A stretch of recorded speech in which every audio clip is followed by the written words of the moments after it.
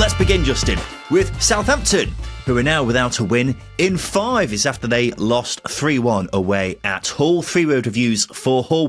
Tom says, mauled by Tigers. Miles says, who needs possession? Matt says, Saints got mauled. James says, Saints been McBurneyed. For Southampton, Luke says, weak and pathetic. Sean says, still not good. Chevy says, hopeless, helpless, hapless. Martinal Gaines says, team is traumatised. What a win for the Tigers, Justin. Massive win, incredible win. It was really good counter-attacking football, fast turnovers.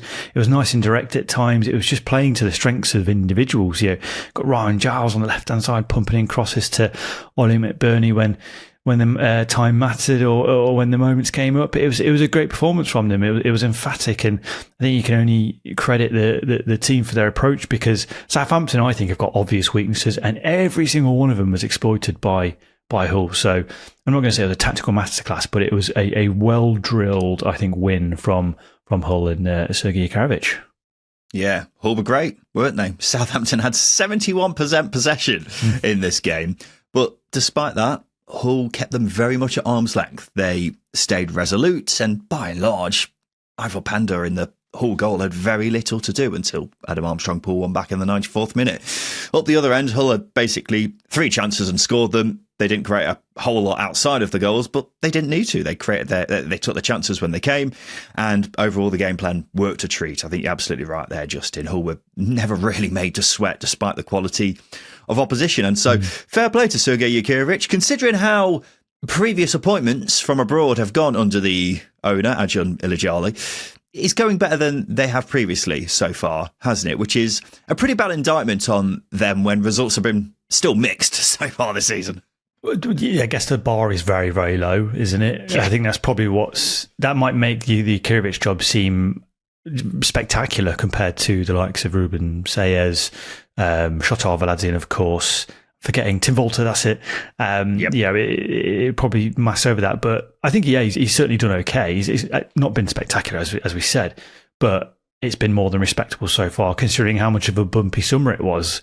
Can you imagine how many transfer targets they would have had, being able to pay fees compared to where they had to shift to very quickly when matters arose in terms of late payments and what have you. But it's clearly a volatile team, and there's balance that needs to be struck. They scored 10, conceded 12, but I think going forwards they're packed full of quality, and Yakarovich is tapping into it. If balance is found, they can push far. But at the moment, they're certainly one of the more entertaining teams to watch. Yeah, absolutely. I always said I think Hull's team does have a lot of talent in it. It was just question marks over the manager, and so far it's been going okay. And this was without a doubt the best result so far for them. But oh dearie me, Southampton still without a win since the opening day. 71% possession in this game, as I say, and they did basically nothing with it. Justin, at the back, they were a mess. I thought this was very worrying from Saints. Very worrying, very disappointing. This is off the back of a home game against Portsmouth where you created next to nothing as well. And then you create nothing in this game, but you serve up a disaster class of defensive shape. You're going to get a lot of criticism. They struggled. This surprised me a little. I don't know why, but they struggled to cope with early balls in the air. And I'm sorry, that should be bread and butter for defenders. But they struggled all game here, considering how teams recruited in the Championship this season as well. With wingers and physical number 9s. You're going to face a lot of that this season. So I don't really know what Will Still is trying to serve up, which I know you can say that recruitment was done very late in a transfer window, and he's still bedding players in and trying to find out his best team. But I don't know what I'm supposed to be seeing with this Southampton team. Is it a possession-based outfit? They're not quick going forward. I think it definitely is that. Well, yeah, exactly. I'm not sure what else it's meant to be serving up. Yeah, but when you're a possession-based team, you expect to do a little bit more with the ball going forward, but they're not. It's possession for possession's sake at times, and if you're that good in possession, then you don't have to be good defensively. But they're not really either. So I don't really know what Will Still's trying to serve up, and I know we're only 6 games in, but saying he was so highly rated, I'm yet to really understand why. Well, I've been saying Southampton have been making progress and they have been looking better. but this was several steps backwards. You can find errors in all three of the goals they conceded, but Hull's second is completely inexcusable. It was so obvious that Ollie McBurney was going to knock that ball down, and yet John Lundstrom is left completely unmarked in the middle of the box. And then in possession, it was so ponderous. You're absolutely right, Justin. Possession for possession's sake. They had 78% possession in the second half and did absolutely nothing with it. They didn't come close to scoring until the goal in the 94th minute. And that's when I look at it and say, what are the players being told to do by the manager? Because there's a lot of talent at Southampton. They've spent a lot of money, but there was no killer instinct here at all. Will Still has said Rome wasn't built in a day, and it also wasn't built on a load of rubble, which is what we were reduced to here last season. What do you think to that, Justin? I think theoretically Rome would have been built on rubble, because what preceded Rome? Do you know what I mean? I'm getting into the nitty gritty of that comment, but I do agree with him. Rome wasn't built in a day, but championship teams have to be built in a day. There's a need for instant impact or instant success. That's important, especially when you come in like Will Still with the reputation that you have. But I go back to the possession. The possession is where I'm getting stuck on with Will Still. They're averaging the highest in the division, yet conceding chances. They conceded the sixth highest XG in the league, which means that opposition are getting into good areas against them. It's not good enough out of possession. So it's okay saying that Rome wasn't built in a day and trying to buy yourself a little bit more time or trying to remove the pressure a little bit. But at the same time, I think good coaches identify the strengths in their squad and play to them. And I'm not suggesting Wilson's not a good coach, but I think you're trying to enforce a style on these players that they're just not comfortable playing. Well, I can understand where Will Still is coming from, because he is still very new to the job and it is just 6 games in. And he is right, because it's a lot easier said than done turning a team around after they were getting battered every week in the Premier League. But Chris Wilder showed last season that it definitely can be done. And while Rome wasn't built in a day, Rome also wasn't given more than £40 million. You know what I mean? There's obviously been a lot of hype around Will Still because of what he's achieved so far in his career at such a young age. And he may very well go on to become an elite coach. But in the here and now, if you want to become that elite coach, you have to be flexible and willing to adapt. Just mindlessly passing it sideways and backwards with very little intent is not going to win you games at this level, especially when you're so vulnerable on the transition like Southampton have been so far. And look, possession for possession's sake, it's something Southampton have been guilty of a few times already. Hull won't be the last team who will happily let them have the ball. And if Will Still doesn't figure out how to deal with that, Southampton will continue to not win games, and that will be a big problem for them going forwards. A 90th minute winner from Tanto Alafe saw Chris Wilder lose in his first game back at Sheffield United. They lost 1-0 at home to Charlton in the Battle of the Tyrese Campbells. 3-road review for Charlton. Patrick says Tanto for addicts. For Sheffield United, Burke Hill says effing terrible again. Yeah, this homecoming definitely didn't go to plan, did it? Yeah, it was pretty much more of the same, to be honest. It was a tight game. I think we can get that clear. There was not a lot of clear-cut chances in this one. 1 or 2 counter-attacks from Charlton. That was really it. I think the positive you can take from it isn't the football. It's the fact that despite the 90th minute winner from Charlton, the crowd was with the team. Coming in into this game off the back of 5 straight defeats, the crowd was buoyed. You'd expect that with Chris Wilder coming back and it being a homecoming of somewhat. But that's all I can really take away from it. I think Chris Wilder was very staunch in his post-match presser. He was, he sees Gus Harmer. He wanted to really exemplify his position being on the left-hand side and getting the best out of him. So you know what you're going to get with him over the next few weeks. But you sort of realise in this game just how low the confidence is amongst those players. Yeah, I'm surprised you didn't give more emphasis on the 90th minute winner limbs, Justin, because the carnage in the away end was absolutely astonishing. I urge everyone to go and watch that because it was superb. But yeah, you're right. It was a game of few chances. However, if either team deserved the win, Charlton probably just edged it despite yet another team with the lion's share of possession. Sheffield United didn't do a whole lot with it. Their only real chance came from Charlton's Amari Bell making a hash of a clearance, passing it straight to Tyrese Campbell. Otherwise, that was basically it. And you're right, if we're being completely honest, it wasn't much better than what we were seeing under Ruben Sayers. Yeah. Then that's the way thing. And certainly going forwards, that was the case. There was moments where it felt like they were trying, but there was just a complete lack of control. I think that's the key thing is Sheffield United are yet to control a game this season. I mean, the Bristol City one's such a good example because I think that highlighted all the flaws in Ruben Sayers and perhaps this team. Is that lack of control enabled opposition, especially at Bramall Lane, to really, really take charge of the game. And whilst Charlton didn't do that, I think they embraced the chaos a little bit more comfortably than Sheffield United did. And I think that's what you would expect under Nathan Jones. But that lack of control, that uncomfortability with the chaos, that lack of confidence, I think that's what it's going to come down to. I think Chris Wilder's going to get his team going in the right direction, but they need a scrappy, horrible point at this stage, because and this would have been the case, this could have been a real builder for them, but I imagine 90th minute winner, real sucker punch. I was very surprised by this game. I was expecting a big reaction with Wilder being back, and there was a big crowd for this one, 30,000, everyone feeling positive again. All the ingredients were there for the fabled new manager bounce, and what we got was more of the same. The lasting memory of the Ruben Sayers era, I mean, if it was long enough to be called an era, is that thrashing against Ipswich. But the actual problem was that they were just so bad in possession. And this was the same. Sheffield United have now become just the fourth team in Championship history to have lost all 6 of their opening games. They've also not scored now in 8.5 hours of league football. So it goes back to what I was saying earlier in the week.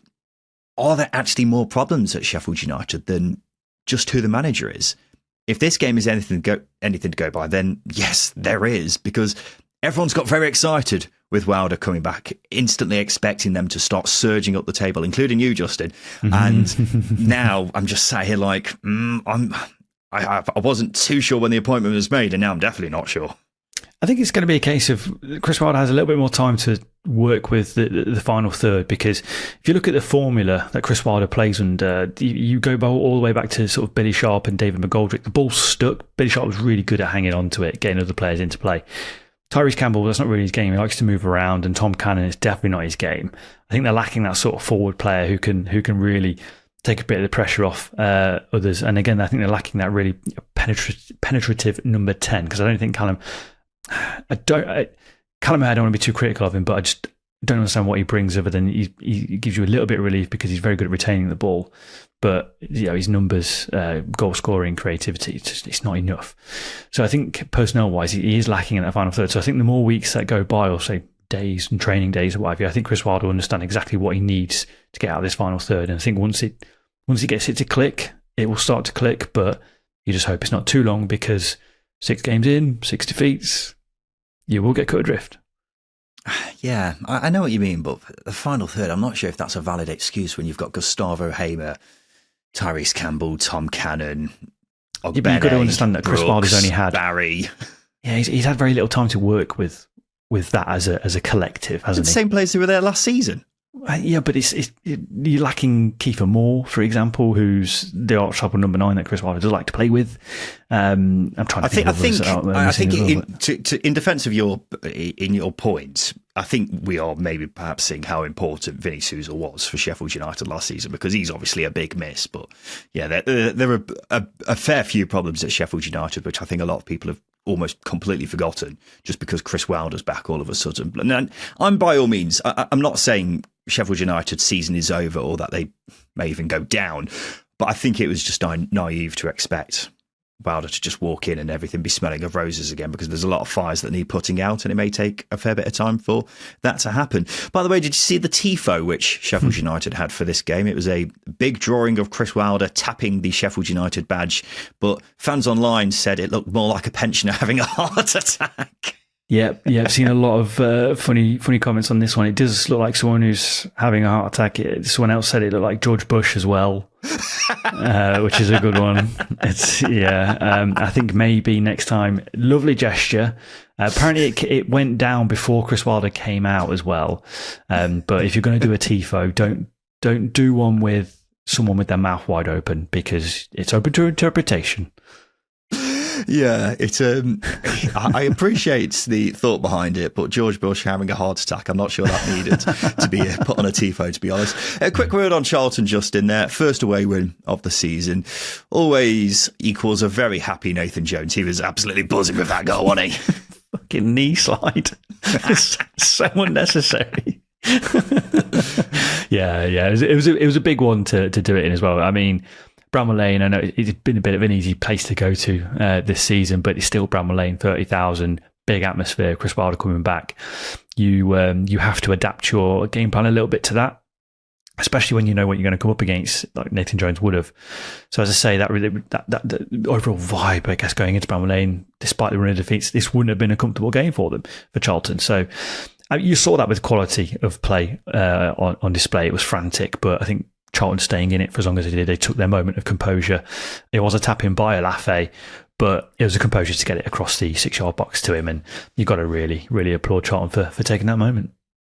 Yeah, I'm happy for Charlton, particularly because I think their performances have been a lot better than their results. I've been impressed with them in pretty much every game. So this win has been well overdue because it is just their second win of the season, home or away. And you look at their upcoming fixtures, some very winnable games in there as well. So hopefully they can build on this and get some more W's in the bank. And we keep seeing Nathan Jones going absolutely bonkers. Sheffield Wednesday have won a game. It's their first league win of the season. A 2-0 victory away at Portsmouth. 3-word reviews for Wednesday. Matt says, won a game. Michael says, proud of you. Another Matt says, fan-fucking-tastic. And another Matt, he says, embargo Owls win. For Portsmouth, Innocent says, I hate Wednesday. Wednesday's first away win in the league since the 11th of March. And it's come just as they look like they were fading, Justin, as we were saying on Friday. Yeah, it did. It's been a rough week. You could feel the atmosphere at the club changing quite significantly, actually. So I think to win, lift the mood going into another pivotal week. Obviously, it's payday coming up soon. It's crazy that we're having to dictate our our timelines with a football podcast on when the next payday is. But here we are. It's amazing what 3 points can do, and I think going to Fratton Park, getting a result for any team, I think is an achievement. So to do it when you're barely functioning as a club, I think it truly is actually really incredible. Yeah, they were massively helped by Conor Shaughnessy's hamstring. That was one of the most remarkable goals I've ever seen in my life. Do feel for Shaughnessy because he had his injury trouble last season. So for him to pull up when he did, feel for him. But you're not going to deny a youth product, are you, of a moment like that? Yeah, for those who haven't seen it, Wednesday clear the ball up the pitch. Portsmouth defender Conor Shaughnessy, he's chased by George Brown, but it's Shaughnessy's. He's got plenty of time. But then at the worst possible time, his hamstring goes. He pulls up and George Brown is left with a simple 1-on-1. Obviously, never good seeing a player get injured, but as a neutral, I will admit I did laugh. Hopefully it's not too bad and he recovers very swiftly. But yeah, Pompey was surprisingly poor in this one. Whether it was because Josh Murphy was missing, I don't know. They were just simply not at the races here. But Wednesday punished them, none more so than Barry Bannon, who scored a brilliant free kick. And he's truly aged like a fine wine, hasn't he? 68 years old, Justin, and he's still producing. What a man. What was that?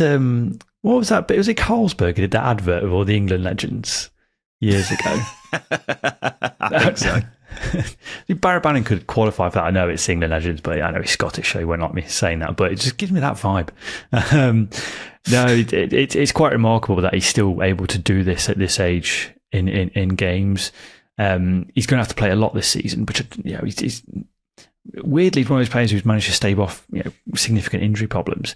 But the fact that that free kick is one thing, but his ability to dominate and run midfield still at the tender age of 68, as you said, is quite a remarkable thing. And I know we're giving him a dig about his age, but look, the position that Wednesday are in, they're still relying on someone who is in a mid to late 30s, I would say, is incredible. But what a player! Just his left foot is just he is a good player to watch on the pitch because he finds space, he picks his passes, he makes football look really, really easy, and that's a real positive.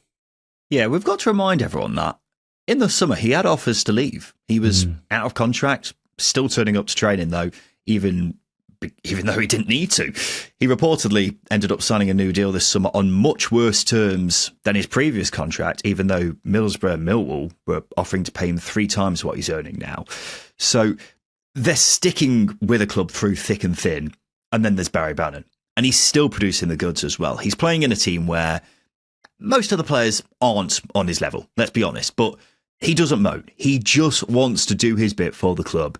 And the term legend gets thrown around very easily nowadays, but he is, without a doubt, a Sheffield Wednesday legend. And no matter what happens this season, Wednesday fans certainly will not forget what Barry Bannon has done for their club. So I suppose the question now is, Justin, could this be the start of a revival for Wednesday, finally getting their first W on the board?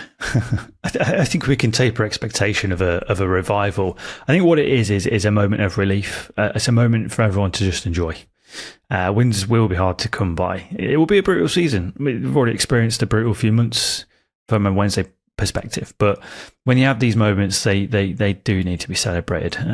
They absolutely do, and I can't imagine the post-game carnage befitting the away fans in and around Portsmouth and travelling back. It would have been an absolute sight, and I imagine a lot of sore heads on Sunday morning. But look, the start of revival, probably not, but just bloody enjoy it. Just enjoy it. Yeah, it's obviously difficult to get too enthusiastic with Wednesday because things change very quickly with them. Worth pointing out again, Portsmouth were surprisingly poor, which played a big factor in this game. And despite the results, the reality of Wednesday's position is impossible to ignore. If they were allowed to sign players, we may be having a different conversation right now. But in the meantime, they can't. And I can't see a revival happening unless that changes. Don't let that take away from what is without a doubt a fantastic win, a great occasion for the Wednesday fans, as you say, Justin, and that absolutely should be celebrated.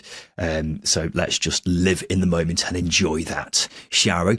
Justin, let's have a look back at how we did with our predictions in Friday's preview show. And we have a new leader, ladies and gents. For the first time in over a year, Ryan Dilks is leading in the predictions. It's after my outsider came in of QPR to beat Stoke. Somehow, despite nearly every outsider winning this weekend, Justin managed to pick one of the games where they didn't. He picked Swansea to beat Birmingham. His banker of Sheffield United to beat Charlton also didn't come in, meaning he drew a blank for the second week running. Oh, dearie me, Peachy.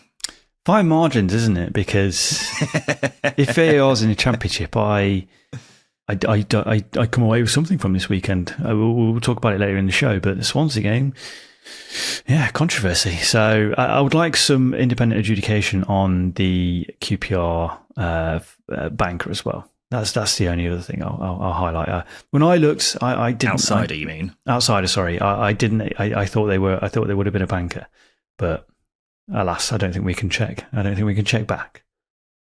I can screenshot it and send it to you right now if you want, mate, because I checked and I did say on Friday I was very surprised that QPR were the outsiders for that game, but that's just how it goes. And I took full advantage. Can only beat what's in front of you, and I've done just that. So the scores are 7-5 to myself for the season. Oh, that feels good. It's been so long. And we'll be back with another round of predictions in the preview show next Friday. Justin, we'll have a quick break. After that, we'll talk about Middlesbrough, who are now 4 points clear at the top of the league, and Wrexham racking up their second win of the season.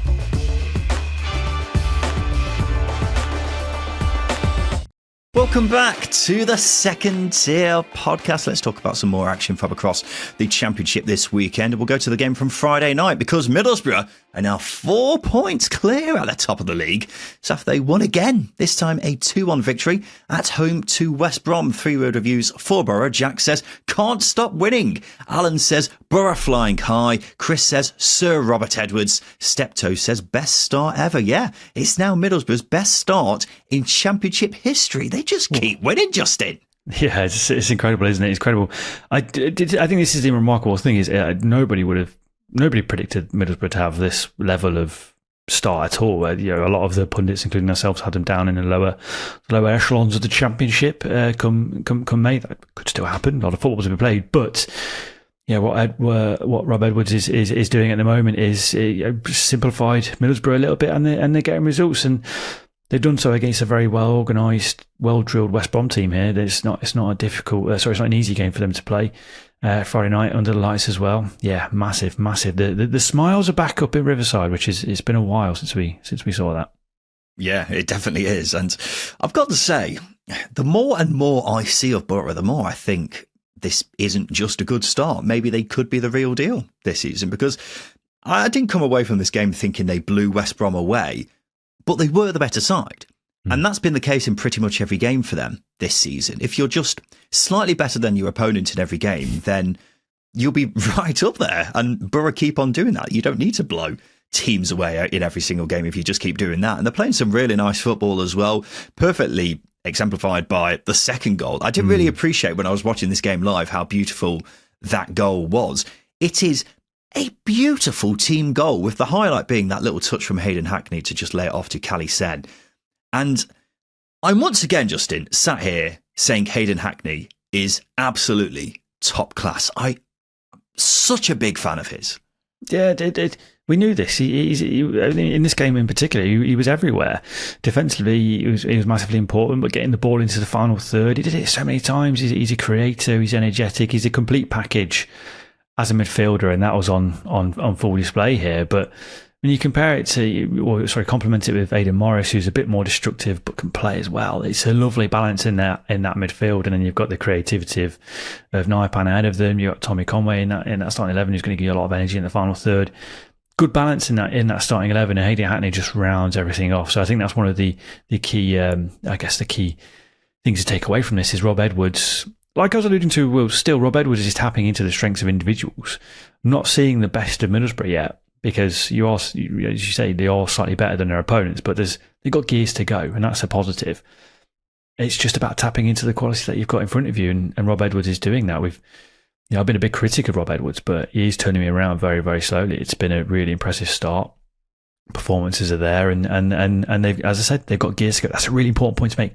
They're in third gear. They're not yet going, and that's a very, very interesting thing to think about. If he's turning around Justin Peach, that will be his biggest achievement of all for the season. But yeah, you're absolutely right. If you get the most out of the players you've got in front of you, then it's definitely going to help. And Hayden Hackney is the best he's got available to him, because he's arguably the best midfielder in the Championship. And I've been a big fan of his for a long time now. He has started this season in red hot form. He was, of course, been heavily linked with a move away in the summer. That's not happened. And he could have perhaps not been completely invested in still playing for Middlesbrough going forwards, but he has been. And the more you see him, the more you're like, how is he not playing in the Premier League? He is just so obviously, in my eyes, a Premier League player. And he was getting linked with the likes of West Ham and Wolves. And it surprises me that just, lower end Prem clubs were looking at him. I think he could be such a good player for a mid-table Prem side, maybe even top half. He's just so intelligent, loads of ability. And look, Middlesbrough have got him until at least January. He's going to go a long way to, if they keep him, that's going to go a long way to keep them keeping up this marvellous form. And they've got some tough games coming up, but they won't be fearing anyone right now, will they, Justin? No, definitely not. I think I do think it's down to Rob Edwards. It's not just all on Hayden Hackney. I'm not saying it was. I was just highlighting. There's a nice personality change. I think with this Borough team, it's not just all about getting the ball forwards. They showed a lot of resilience in this game, in particular, and they've done that all season. And that's the biggest step forward. And when you find that balance with your players, you instill like a nice grit as well. There's a really good blend for things to keep on ticking over. And as I said, the games are going to get trickier. They're going to get harder. I don't think they've had the hardest run of games so far, but you can only beat what's in front of you, and you can only be better than your opposition, and Borough have done that. Two final things from this game. We had one of the most rare phenomenons in football broadcasting, a goal being scored while the Sky commentators were talking about what's coming up next. It happened for West Brom's goal right at the end, but it was very strange. They were clearly not expecting it at all, because they had completely switched off on the game in that moment and were like, oh, West Brom have scored. It was just very strange viewing. And the other thing is Middlesbrough's George Edmondson getting one hell of a black eye. Bloody hell. Yeah, that's a shiner and a half. That's a like trying to. I assume most people would have seen it by now, but if you haven't, his eye, I think it's his left eye, pretty completely closed. You don't even see boxers with that severe of an eye injury sometimes. But yeah, that is one hell of a shiner from old Georgie boy. Yeah, it looked like he had a cricket ball inserted into his eyebrow. He was bloody huge. And if you really look at the picture, because we put it out on the second tier Twitter, didn't we, Justin? Mm-hmm. You can just see his eyelashes from where his eye is meant to be. And I was like, I don't like it. Yeah, it'd be interesting. It'd be interesting to, I don't know how long it takes for that sort of swelling to go down on an eye. I doubt he'll be available over the next few days. So yeah, he's only got one eye to work with because he can't bloody see out of it. Well, yeah, exactly. But yeah, I mean, fingers crossed he's going to be fit. But that's one thing that Middlesbrough do have now is depth. So there we go. Yeah, absolutely. Wrexham, they racked up their second win of the season in the week that Phil Parkinson was reportedly coming under a bit of pressure. They won 3-2 away at Norwich. 3-word reviews for Wrexham. Randy on our Patreon says, thanks, Josh Windass. Joseph says, Windass, marry me. John says, starting to gel. Craig says, trust in Parky Ball. For Norwich, Waxman says, completely incompetent rubbish. Lewis says, home performance is shocking. Ben says, Deadpool beats Wolverine. Yeah, more on that shortly. But a big win for Wrexham nonetheless, Justin. Yeah, firstly, I think the key thing here is Wrexham were clinical. They were helped by Norwich's defending for the first two goals, some of the worst defending I've seen. But yeah, the Canaries were poor, but Wrexham took full advantage. I think they were great in balance. No, defensively, they still conceded a decent amount of chances and shots. But the good thing is they're still very active at the other end of the pitch. And whilst they do concede a lot of space and territory, Norwich did get into the Wrexham box a lot. You know, the decision making with Wrexham and basically penetrating Norwich when they needed to that was a big thing, big thing. Got to take those chances when they come, and I think Wrexham in previous games have been guilty of being very wasteful. Josh Windass being back in that team, I think, is a massive thing. I would argue that he's probably one of their most important signings. He's an X factor player who can spin games, and he showed that with his screamer, for example. Yeah, I would not disagree with you at all on that, Justin. I think you hinted at it a bit there, but I think it's fair to say this wasn't a masterclass in defending this game, was it? Considering these two had the worst XG against heading into this game, that was pretty evident in this one. 3-2 probably doesn't do it justice, but there was some great attacking play, as you mentioned. Josh Windass was phenomenal. His second goal, Wrexham's third, was sublime. His first was a perfect example of how bad the defending was in this game, just being left completely free in the box. But a big win for Wrexham. And Phil Parkinson, who we mentioned on Friday was reportedly under a bit of pressure. Well, that's now been rubbished by Wrexham's non-exec director, Sean Harvey. He called it an absolute disgrace and said it's not been anywhere near on the agenda as of yet. So even if Wrexham had lost it sounds like Parkinson's not going anywhere for the foreseeable, Justin. Put on record, I dislike Sean Harvey a lot. Okay. And this response is in no way going to be filled with bias against Sean please. Harvey. But Sean Harvey's not going to come out and say, yes, he's under pressure. You're not going to give us any context? You're just going to ignore that and let everyone wonder? Just don't like him. No, he was the CEO of the EFL amongst the horrendous period of spending by Villa, Sheffield Wednesday, Reading and Derby. And ultimately, I would argue it was negligent, and the reason why those clubs are in a bit of a mess. But I guess that's up to is my opinion. But with Harvey's comments here, he's not going to come out and say he's under pressure, that he needs to get results, is he? In fact, later in that interview, he does actually say, so if that day comes, the decision has to be taken. But at the moment, Phil's our man. He's alluding to if results do turn, they will have to make a decision. That's the case with every Championship club. It's the case of every football club. So speculation is absolutely normal. It's not a disgrace. That's the reason why. You spend a lot of money, and if you don't get results that match that or performances that match it, then there will be scrutiny, and that's it. Yeah, absolutely, and that's why it's completely fair for me if you ask questions about whether he's good enough to manage Wrexham and match their long-term ambitions, because even though Wrexham have now got 7 points from 6 games, the performances have still been pretty questionable, particularly at the back.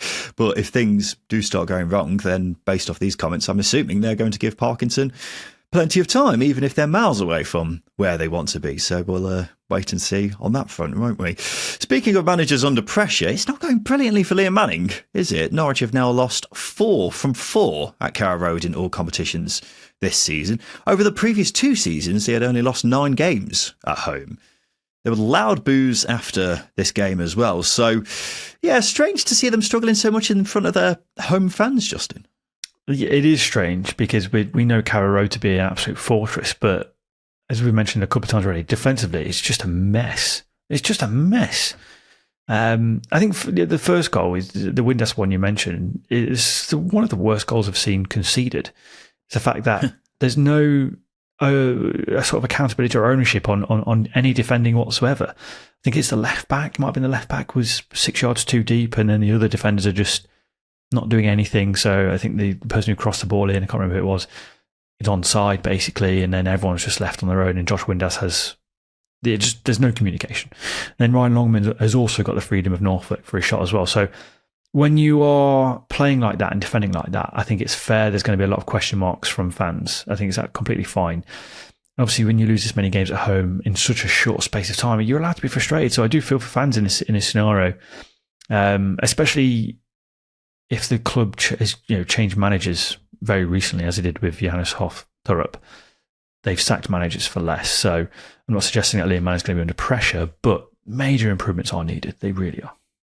Yeah, it's interesting you mentioned that's the worst goal you've seen conceded this season, because that has got my brain whirring now. And the only other one I can come up with was the goal by Tommy Conway, I think it was, for Middlesbrough, ironically, at Norwich, when he was left completely unmarked for 6 yards out from goal.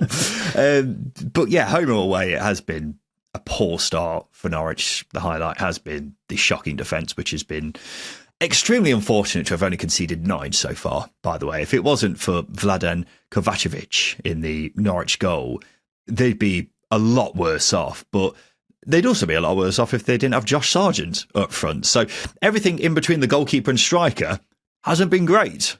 And we've got a lot of players who cost a lot of money. The highlight being Ante Sirnats, who cost 9 million, didn't do much last season, has continued where he left off this season. So there's a fair few problems at Norwich, and I once again found myself questioning the sporting director Ben Napper and just looking at him saying, you'll need to take a fair bit of the blame here as well if things don't work out. It's not all on the manager's head. Been caught napping, hasn't he, Ryan? Jesus Christ. Is that the level of analysis we're getting now, is it? We've said a lot on Ben Napper and how underwhelming it's been since he took over from Stuart Webber, who was also on a bit of a crash course in how not to be a sporting director at the end of his tenure at Norwich. So it's interesting that they're under this model, and it feels like it's now starting to fail them. Do you need to revert back to the old ways of a manager and a bit more organisation at the top rather than it just being one sporting director? I don't know, but what Norwich need to do, they've recruited for a team, I think, with the ambition of pushing for the playoffs, but what they're getting is a lower mid-table team who is the quality actually worth the value that they've paid for? I don't know. We've not seen that for 2 years now, which is staggering, considering David Wagner got this Norwich team into the playoffs on free transfers. Worth bearing in mind. Yeah, he's been given a lot of money to work with, hasn't he, Ben Napper? And so far, basically none of the new signings have done very well under him so far, have they? Apart from, as I say, the goalkeeper. So yeah, I just constantly find myself going back to him and saying, you've spent all this money and none of it's worked out so far. That may all change when Liam Manning finally gets going, but right now it's not looking very good at all. One final thing on this game, Norwich also had a tifo for this one. It had Wolverine on it and said, "We stand together." What are we doing? Right. What is the point in all of this anymore? Are we just doing pointless tifos for the sake of it now? Yes, Ryan Reynolds is Deadpool. He had a film with Wolverine. Apparently Hugh Jackman is a Norwich fan, which is news to me, Justin. But it's just utter bollocks, isn't it? We stand together. What the fuck does that mean? What does it mean? They've gone to the whole effort of making a tifo to do what? Are they rivals with Wrexham? No. They're on opposite sides of the fucking country. So what's the point in this? To pander to Ryan Reynolds? To feature on the bloody documentary? No. Why? What is the point, Justin? Just going to pull you up on they're on the opposite sides of the country. They're in different countries altogether, just in case. As far away as they can get from each other in terms of east to west is what I'm trying to say. Oh, yeah. I don't know what to think about this. I want to embrace new footballing culture, but at the same time, I look at that and go, Norwich, you're better than that. You are better than that. It feels very forced. It feels like a desperate attempt to get a few likes on Instagram. I think it's pathetic. Because, look, Tifos are cool when it's a special occasion and they're cool. Done well. Yeah, well, they're cool when they're done well. Perfect example, Sunderland in the playoff semi-finals last season. At the time, that was their biggest game in several years. Wrexham at home isn't a special occasion. Grow up, Norwich, is what I'm trying to say. Birmingham City got back to winning ways with a 94th minute winner from Lyndon Dykes to beat Swansea 1-0. Transition of rage. 3 reviews for Birmingham. Snap down on our Patreon says Lyndon fucking Dykes. George says Super Lyndon Dykes. Jack says let Dykes cook. For Swansea, Kevin says bloody injury time. Harvey says manager not learning. Yeah, after all the signings they made this summer, Justin, I did not expect Lyndon Dykes to be Birmingham's most important player this season. That's 2 late winners now already. Yes, Skinner Dykes is the clutch player. Oh, incredible stuff. The man with 1,000 haircuts is doing the business. Look, I think with this, it's the late drama and obviously the Swansea controversy does paper over what I think would have been a very good 0-0. We had a couple of terrible 0-0s, but this was a nice game of I wouldn't say end-to-end football, but there's some really good chances on display. But I think the Lyndon Dykes header is brilliant. I think the cross from Patrick Roberts is better. The defending from Ben Cabango is awful. So there's a lot to unpack in that 94th minute winner. But I would argue, if I'm going to be slightly critical of this Birmingham team, if you've recruited for a lot of firepower and Lyndon Dykes is bailing you out for 2 out of your 6 games this season, no disrespect to Dykes, he's got strengths and they played to them, got an early crossing, got it done. But I'm not going to ask questions, but we can do better. We can do better. Yeah, I think it's fair to say Birmingham did deserve the win in the end. Mm-hmm. They battered Swansea in that second half. Why they keep leaving it to Lyndon Dykes to get them over the line, I don't know. But they were good value for the win. However, they probably should have been a goal behind, Justin. Jan Verpotnik had a goal ruled out for Swansea for offside in the first half, and replay showed it was definitely onside, wasn't it? Definitely onside. I think it's too tight for the naked eye. That being said, Ryan, I've looked at it 3 times, sorry, and none of those occasions I did it with my glasses, which is actually quite a big weakness of mine. I was going to say, it looked pretty clear to me that it was onside. I think it was Clara's foot was keeping everyone onside. So yeah, definitely a clanger. It looks, you say clanger, it looks obvious in a still, and that's where I've seen it. I still think it's too tight, and the linesman's got to call it off the back of a 1-second flash. You need lines being drawn for something conclusive on that, I think. If it was given, I'd have 0 complaints. It's disallowed. I have 0 complaints. Actually, no, I do have complaints because this ultimately, I think Swansea would have seen the game out 1-0 and I'd have got my points in the bag for my outsider pick this week. That's why I'm slightly irritated by this. But, taking a bit more of a neutral view on it, I can't have any complaints either way, to be honest with you. I think it's tight. I'm not sure. Sounds like you're a linesman sympathiser over there. But yeah, on the balance of play, Birmingham probably deserved the win, but they also got away with one there. However, after 3 losses on the bounce in all comps, they would have been delighted with this result, of course. I'd like to finish off this section, Justin, by reading a tweet from a Birmingham City fan, which has now been viewed 2 million times on X. Jay Stansfield confirms that Blues are there were once they are did. They became the first ever to have the first as in the era of that when of championship football began. Congratulations, Jay. I could not say it better myself, Justin. I saw this, and I think the first reply was, is this one of those like dyslexic tests?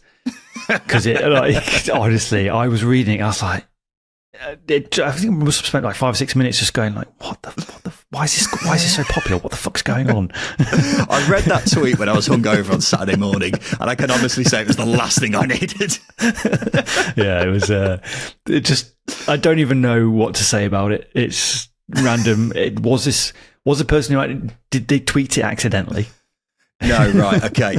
I can now finally go full Mythbuster on this thing, because I stared at it for a long time trying to figure out what it was they were actually trying to convey, but it was actually a parody of another tweet which was put out by another account regarding an actress. I can't remember which actress it was now, which also went viral, and then this one went out and I think did a lot better than the guy expected it to. But yeah, it was it was very confusing, and reading it out was confusing. It helped that I had tried to read that tweet about 20 times in the lead up to this recording here today. A scorcher from Alfie Devine saw Preston get a 1-0 win away at Derby. 3 red reviews for Preston. Simon says, Devine, Alfie Devine. Sergeant Wilco says, Dobbin is quality. Deep Dell Talk says, supposed bad window. MH says, we won away. For Derby, Michael says, struggling for performances. Daj Merchant says, really fucking boring. What a stunner that was from Devine, Justin. Oh, it was a wonderful goal. It was a wonderful goal. I think it was always going to be one of those games that was going to be edged by something better than average, if you like, and that goal was worthy of winning the game. I thought Alfie Devine actually throughout the entire game was brilliant. He really dictated the play in that midfield, especially in the first half. And Lewis Dobbin, the game was run by him as well. He was brilliant. Of course, had a loan split at Derby a few years ago, but yeah, really, really good goal. Really good discipline. Performance from Preston. I think that was the perfect away performance, I would argue, from Paul Heckingbottom. Yeah, I was at this game and I was sat right behind that strike. It was one of them where as soon as it left his foot, I thought, oh no, that's not being stopped. Was given an unforgivable amount of space by Derby, let's make that very clear, but he certainly made them pay. And then the knee slide celebration as well, he slid for absolute miles, Justin. He did. I took more away from that knee slide because you see bangers a lot, don't you? You see good goals all the time. It's football. You're going to see them. You don't see knee slides like that all the time. Incredible. It's been the perfect weather for it this weekend as well. Lots of drizzle, rain everywhere, as we know. And yeah, the knee slide took advantage of it. Brilliant. Well done, Alfie Devine. I'm not sure he would have been able to do that at Ewood Park, which we'll get onto very shortly. But it was like you remember that Sol Campbell. I was going to say what was better, Sol Campbell, but Sol Campbell wasn't a knee slide. He slid and he just carried on going. Yeah, this was exactly that. It was magnificent. Well done, Alfie. But yeah, it was a brilliant goal in what was a pretty dire match. In all honesty, Preston deserved the win. They defended well after scoring, restricted Derby to very little. Wasn't a great spectacle as a whole. My poor brother, who doesn't go to many Derby games nowadays, he came to this one. 20 minutes in, he turned to me, stone-faced, and said, I regret this decision. And I think part of that is, as much as I love John Eustace, when his football's not getting results, it can be a bit of a drag at times. It can be. I'm going to criticise him quite heavily because I think, firstly, I think Derby had the best transfer window. We discussed it in an episode. Definitely go and check that one out. Reset the squad, and I know it's going to take time to get that squad going and get your ideas across. But I've not seen anything of Derby that's impressed me this season. Not one thing. Zero. They've worried me, actually. Probably similar to that of Southampton, Watford fall into that category just about, maybe one or two others. But there's not been one standout thing so far this season. And when you're 6 games into a campaign and there's not been a discernible pattern of play, not talking about a style, just a methodology, like getting deep crosses in or crosses in from deep, you're really good at set pieces. There's not any of that. And whilst Derby were really poor in the first half against Preston, the second half wasn't much better. It was slightly better, but it wasn't much better. But they just got the ball into Patrick Agyemang and waited. There was no carving of chances other than one, which Agyemang had to do himself. So John Eustace has been backed. He's rated very highly. He needs to get more out of this team, especially in the first half of games. I think you are being slightly harsh because the last 2 results saw them win at West Brom and get a draw, which they nearly came close to winning at Portman Road. But at the same time, I don't think it's controversial to say that if Paul Warren was in charge of this game against Preston, there'd have been a lot of anger from Derby fans afterwards, and from us as well, because it was that bad. I'm not losing my head over it, because it's a bad result after 2 very good results, and the new signings Derby have made are starting to come into the team by and large. But you're at home against a Preston side who have won just 3 of their previous 25 away games. Yep. It's got to be chalked down as a bad result. And we'll finish off with the game that didn't actually finish. Blackburn v Ipswich. Blackburn were 1-0 up in the 80th minute with Ipswich down to 10 men. And then the game got abandoned due to a waterlogged pitch. 3-word reviews for Ipswich. Lewis on our Patreon says, rain dance worked. John says... John says, praise the Lord. Alf says, moist, wet, damp. Ugh. And James says, replay the bastard. For Blackburn, Dave on our Patreon says, damn the rain. Northern Natterer says, rained on parade. James says, restart at 79. Mick says, anybody bring armbands? We'll make it clear, this game definitely had to be called off because the ball wasn't moving. The rain was horrendous. But the EFL now have a very difficult decision to make, don't they, Justin? Because what do they do next? Do you restart the game all over again? Because that feels very harsh on Blackburn. Do you give them the 3 points? Because that's very harsh on Ipswich. You still had 10 minutes left to get a goal plus injury time. Or do you just play the remaining 10 minutes with Ipswich down to 10 men? But that feels like a bit of a faff for just 10 minutes of football plus injury time. And so I genuinely don't know what the answer is here, Justin. What do you think? Can I suggest an alternative? Here we go. How about you play at a neutral venue, try and sell it out as sort of like a single Cuppies style. And I realise that Cuppies is very regional, but what Cuppies is like one-on-one, I think it's called Wembley elsewhere. But essentially, you just have a neutral goalkeeper and then just several players playing a short-sided game, and there's no rules. Just play that for the last 10 minutes and then just see what happens. I don't know what prison rules are, but I can imagine. There aren't any rules. But there you go. There you go. That would be my suggestion. Just no rules, limited players, neutral venue, neutral goalkeeper. Go on, be brave. I thought you were going to suggest something like the 100 in cricket, where it's just 10 minutes and it's just pure carnage and it's just a shortened form of the actual game. But what about multiple footballs? Sorry, just throw that one in. Multiple footballs. Let's see what happens. Let's use this as a test bed for what football could look like in a few years' time. Okay, well, you keep campaigning for that, mate. We'll see how we get on. But in all seriousness, I've seen a lot of people say they should play the final 10 minutes behind closed doors. But logistically, I think that's a bit of a ball ache, because you'd have Ipswich travelling all the way to Blackburn and Blackburn setting up everything for just 10 minutes of football. And also in terms of sporting integrity, is it really the same as what it would have been if you played the whole game? Because Ipswich will be fresh. The conditions are completely different. I just don't think that's a viable option. Plus, if you're the EFL, you'd be setting a precedent, which would make things very tricky if anything similar happens again going forward. So I can't see that happening. I think the most likely scenario is that they do just replay the entire game. But it is also so harsh on Blackburn, isn't it? And then if Ipswich win the replay and then win promotion with 3 points or fewer, oh, bloody hell, you open up a can of worms there as well. It's a logistical nightmare, Justin. It is a headache, a massive headache. And that's why I think my suggestion is just remove all of that. But look, I don't know how easy that is, because rules are rules. And they're set in stone by the powers that be. So I don't envy the EFL in this decision-making process. For me, if we can't go with what I suggested, I think just play the last 10 with the game circumstances as it was. Maybe heavily water the pitch as well, just to get it as close as possible. I was going to say. But it is difficult. And I think that's the fairest thing to do, because they're the circumstances in which that game ended. I think replaying the entire game from scratch doesn't sit right with me. But we've not been in this scenario many times. I know they've done it. I know it's happened in a Liga a couple of times where they've sometimes had to just play the last 3 minutes of games, and that's happened. I would just play the last 10 with Ipswich down to 10 and just go from there. I honestly don't know. I don't know if that's a good idea or not. I don't know if that's fair or not. But also, what happens with tickets?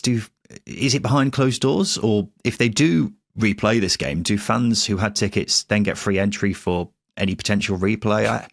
I don't know. The whole thing is a nightmare. And the timing is so bad as well, isn't it? Because if it happened 10 minutes later, you'd probably just give Blackburn the win. If it happened like 20 minutes earlier, you'd say, well, there's loads of time left. You got to replay the whole thing. 10 minutes left is like the awkward sweet spot, isn't it? So, yeah, I'm glad I'm not in the EFL shoes. I can say that much. I would not want to be making the decision on what happens here, but reportedly they're going to be making the call tomorrow night. So we'll see. I'm not sure it's going to go down well with whatever the result is. Justin, let's go to the polls, which is where we ask the listeners on social media for their thoughts on everything going on across the Championship, and very apt one right here. What should happen in the abandoned Blackburn v Ipswich game? Replay the game, give Blackburn the points, just play final 10 mins. You said final 10 mins, Justin. I think replay the game. Actually, okay, yeah, fine. I think replay the game is what's probably going to happen. But 41% of people said give Blackburn the points. 30% said just play the final 10 mins. 29% said replay the game. Where do you see Middlesbrough finishing this season? Top 2, top 6, top half, bottom half?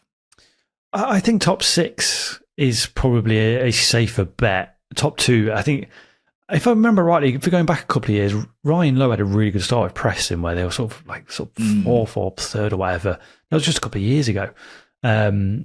So things can change very, very quickly, especially when you get an injury, a couple of injuries. So yeah, it can change. So I think top 6, because they do have a nice squad. They recruited well towards the end of the window, and I'm intrigued by David Strelic. So yeah, I'll go top 6. I don't know where I'd go at the moment. Top 6 is probably the safest bet right now, isn't it? 61% of people said top 6, 23% said top half, 14% said top 2, 2% said bottom half. And finally, do you keep getting scam calls from someone pretending to be from Indeed? Yes or no? Or I'm not based in the UK was the other option I gave. No, but I tell you what I did. I made the mistake. I just had my bathroom redone at home, and I made the mistake of trying to see what the value of my house is, just as a cautionary, what's it worth?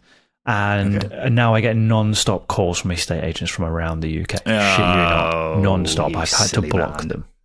I keep getting this one scam call from someone claiming to be from Indeed.